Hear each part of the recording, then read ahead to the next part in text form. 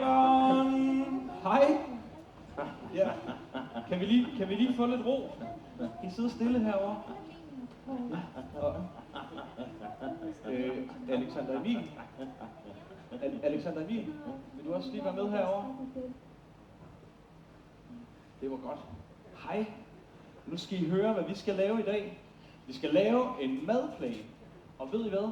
I får lov til at bestemme, hvad vi skal have at spise hele næste uge. Ja. Nej, men du må lige vente. I må få lov til at bestemme, hvad vi skal have at spise hele næste uge. Lyder det ikke sjovt? Jo! Det er godt.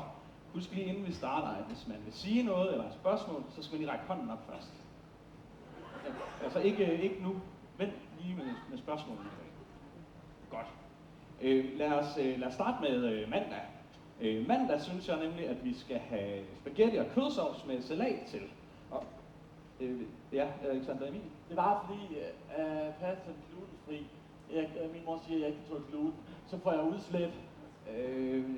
Det tror jeg desværre ikke, den er, men vi kan så måske lave nogle squash-strimler til dig. Ja, Okay. Olivia Russ? Min mor hun siger, at jeg er vegetar. Så jeg kan altså ikke spise kød, fordi hun siger, at det er at slå skyldige dyr ihjel. Og så er det også rigtig dårligt for miljøet at producere kød. Og man er godt klar over, hvor mange liter vand man bruger til at producere 1 kilo oksekød med, hva'? Nej, det ved jeg faktisk ikke.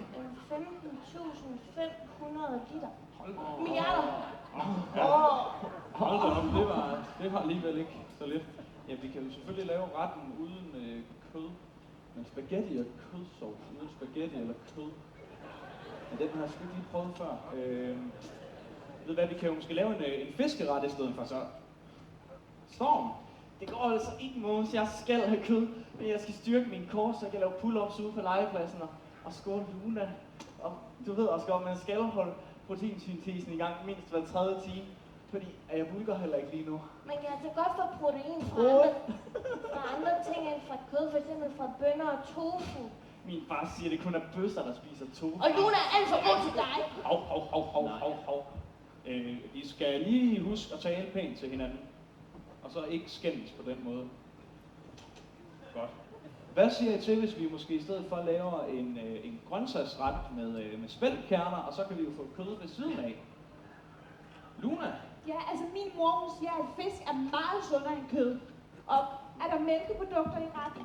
Fordi jeg er altså laktoseintolerant, siger min mor. Så jeg må altså kun få mandel eller sojamælk.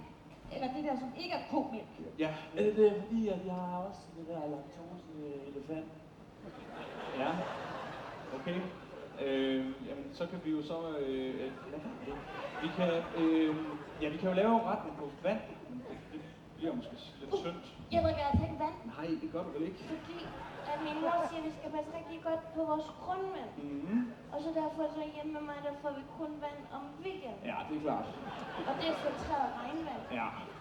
Og hvis vi skal have grøntsager, så kan det kun være for årstidens, fordi jeg må ikke få importeret varer. Og så er det vigtigt, at man skal følge grøntsagernes naturlige cykel. Okay. Men hvad nu, hvis vi så laver noget med rodfrugter i stedet for? Det er da sådan en efterårsgrøntsag. Der er alt for meget sukker i for eksempel gulerødder og rødbeder. Altså min mor hun siger, at det er bedst at leve efter LCHF-princippet. LCHF? Ja, low carb, high fat. Kender du ikke det? Kender du ikke det, Måns? Jo, det kender jeg da godt. Ved I hvad, jeg tror sgu, vi gemmer lige mandag lidt væk, og så fortsætter vi med tirsdag. I tirsdag synes jeg nemlig, at vi skal have frikadeller. Nej! Hvad er der nu? Måns, har du gjort endnu af, hvad vi lige har diskuteret? Vi kan altså ikke spise frikadeller, det er så usundt for miljøet. Frikadeller er ikke ordentligt kød, jeg skal have ko. Eller selvfølgelig, hvis Luna gerne vil have fisk, så kan vi også godt tage det. Det er bare fordi, at der er mel i de her frikadeller. Jeg kan ikke tåle mel. Men så får jeg udslæt. Altså, jeg kan under ingen omstændigheder spise frikadeller, det er mor. Hvor er du travlig, Måns? Det er jo ikke... Det er jo ikke mig, der har bestemt, at vi skal spise frikadeller. Det er jo nogle politikere et eller andet sted. Og nu skal jeg sidde her og forklare det til en flok unger. Kommer politiet så efter os, hvis ikke vi spiser det? Jeg er ikke bange for politiet. Jo.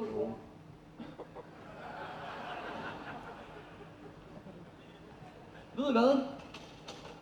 Hvis ikke I spiser jeres frikadeller, så kommer politiet, og så ryger I alle sammen i fængsel. Fedt, så kan jeg se min far. Jeg må ikke se min far. Så får jeg udslip.